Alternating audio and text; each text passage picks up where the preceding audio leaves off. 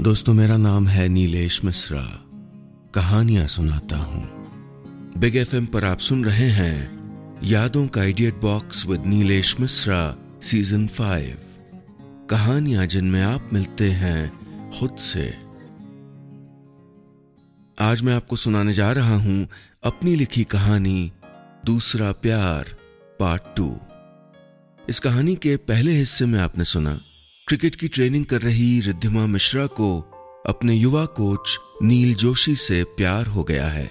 Training के दौरान कड़क रहने वाला नील अपना एक और चेहरा, मासूम, निश्चल, शर्मीला चेहरा दिखाता है।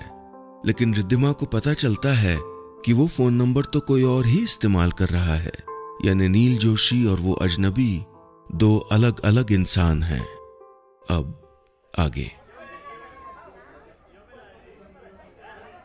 रिद्धिमा ने हाथ में पकड़े रुमाल को ताकत से जकड़ लिया।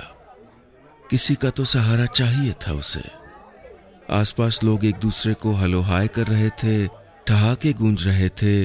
वेटर सबके पास आकर वो स्नैक्स पेश कर रहे थे जो बातों के बीच में कोई खाना नहीं चाहता था। और रिद्धिमा को इन सब के बीच सिर्फ एक शख्स दिख रहा था जो उसे भीड़ के बीच में देख रहा था, उसका कोच नील जोशी। यही तो था वो इंसान जिससे उसे प्यार हो गया था। यही तो था वो सख्त कोच जो उसे सबके सामने डांटता रहता था। उसके स्ट्रोक प्ले, उसके पोस्चर, उसके स्टैमिना, उसकी कमजोर लेग साइड की शॉट्स, हर चीज पर। और शाम को फोन की चैट के उस छोटे से डब्बे में कोई और ही बन जाता था। सुबह वाले नील जोशी का एकदम उलट। कोई ऐसा जो मासूम था, जो शायरी करता था, जो रिद्धिमा की संगत में स्माइली बनाना सीख गया था। और अब नील कह रहा था कि वो कोई और बन नहीं जाता था, ये शख्स कोई और ही था। नील रिद्धिमा को अब भी देख रहा था।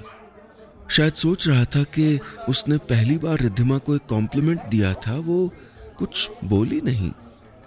कहीं उसने गलत तो नहीं कह दिया? शायद ये लक्ष्मण रेखा पार नहीं करनी चाहिए थी, या शायद अपनी पीली साड़ी में सुंदर लग रही थी वो। क्रिकेट की पोशाक के अलावा किसी और रूप में उसने रिद्धिमा को देखा ही कहां था?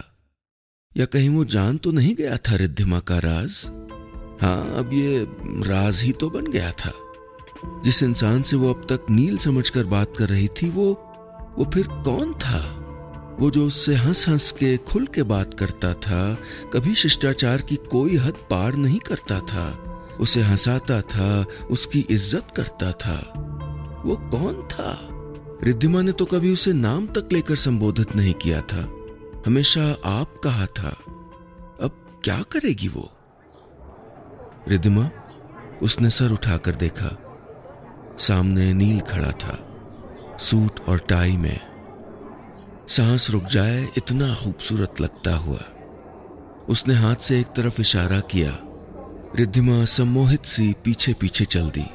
भीड़ में लोग नील को हाय सर, नील भाई हम भी हैं कह के पुकार रहे थे, लेकिन वो सबको टालता हुआ कोहनियां कोहनियां अपने लिए और रिद्धिमा के लिए जगह बनाता हुआ बढ़ रहा था। नील ने क्लब के एक सुनसान हिस्से में जाकर एक छोटा सा लाउंज खुलवाया और वेटर के जाने के बाद दरवाजा धीरे से बंद कर दिया। बताओ रिद्धिमा, नील ने कहा, तुम अकेले में कुछ बात करना चाहती थी? दोस्तों, कहानी का दूसरा हिस्सा सुनिए अगले भाग में। और हाँ, रोज ऐसी ही रोचक कहानियां सुनने के लिए रेडियो पर मिलते हैं ना। सुनिए यादों का idiot box with Nilesh Mishra season 5 big FM पर।